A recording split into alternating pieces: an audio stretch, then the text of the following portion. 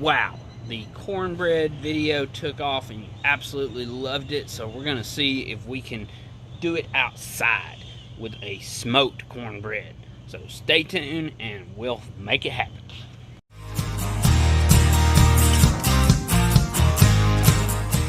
Hey YouTube, welcome back. This is Griffin Grills and I am Griffin. If you would, go ahead and subscribe to the channel and click the bell notification. That way you get notified every time that I upload a video. And like I said today, the cornbread video just took off. Everybody loved it. So now we're going to see if we can recreate that by smoking the cornbread out here today on my Weber Kettle, utilizing the slow and sear.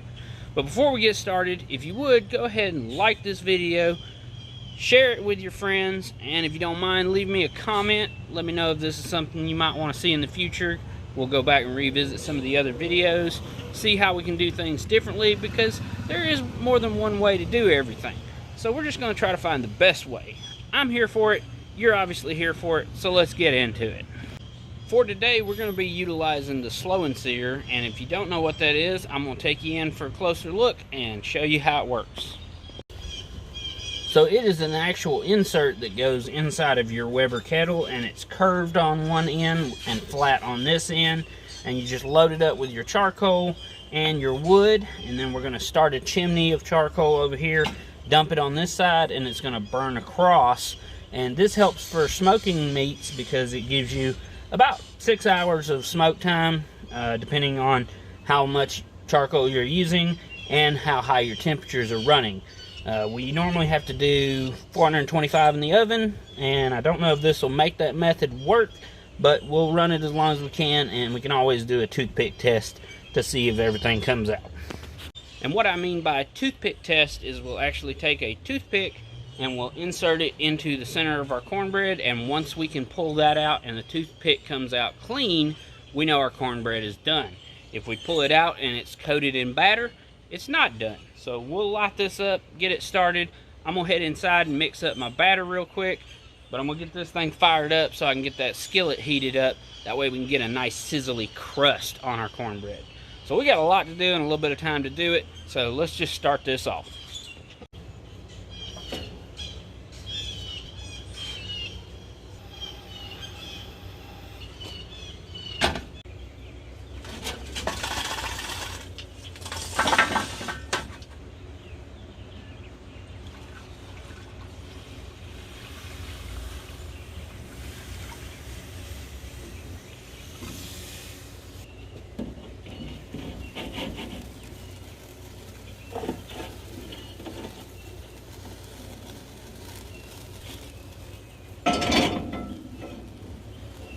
Alright, so while the grill is getting as hot as I can get it, I've got the top vent completely wide open, bottom vent completely wide open.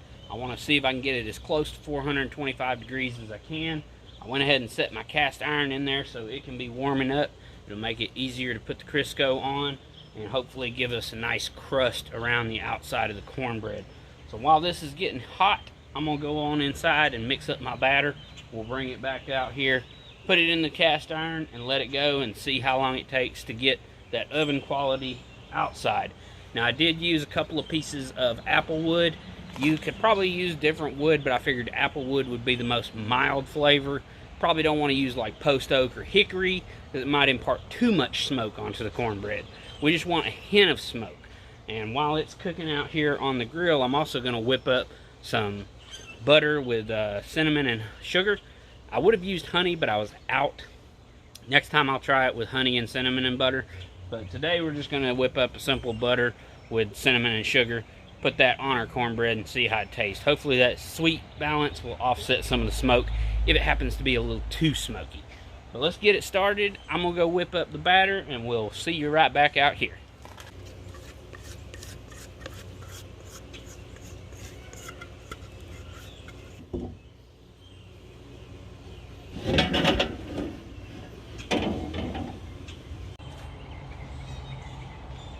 Nah, I'm not gonna do it.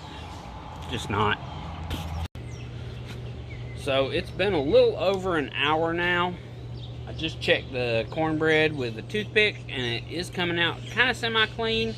So we're gonna go ahead and pull it off, let it cool down. I'm going to flip it over, and then we're going to put some of that butter on it that I was talking about, the cinnamon sugar butter, and try it, see how it is. So let's get it inside and get it taste tested. And there we have our smoked cornbread. It didn't turn out the prettiest, but pretty only matters second to taste. So we're going to put some of that cinnamon sugar butter on there. And I'm going to let that kind of sink in and melt in a little bit. I'm going to try just the actual cornbread itself first. Very hot.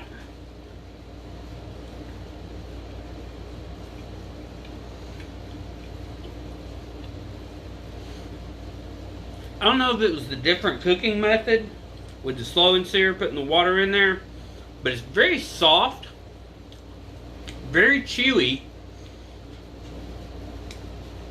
Not really a whole lot of smoke flavor like I was expecting. If you're not a huge fan of smoke, it may not bother you, but I'm kind of a little disappointed in the way this turned out. But we do also have that piece with the honey butter that has had a chance to melt. So we're going to try some of the cinnamon sugar. Sorry, not honey. We'll do honey next time. The cinnamon sugar butter, and try that and see how it turned out.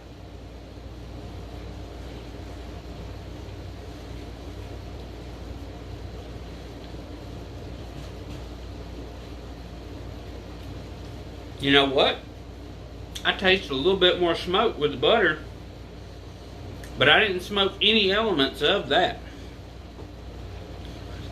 Might have my taste buds overloaded with smoke from all the barbecue that I've been fixing lately. But this is definitely pretty good. We're just going to take a nice dollop of that cinnamon sugar butter, put it right on our cornbread. Give this a try, see what we think.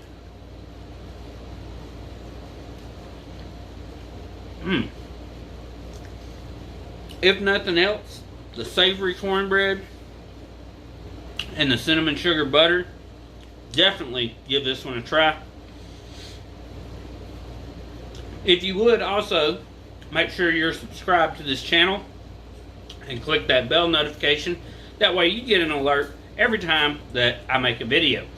If you could also help me out by liking, commenting, and sharing it with your friends, I would greatly appreciate it. This has been Griffin Grills. I am Griffin, and we will catch you on the next one.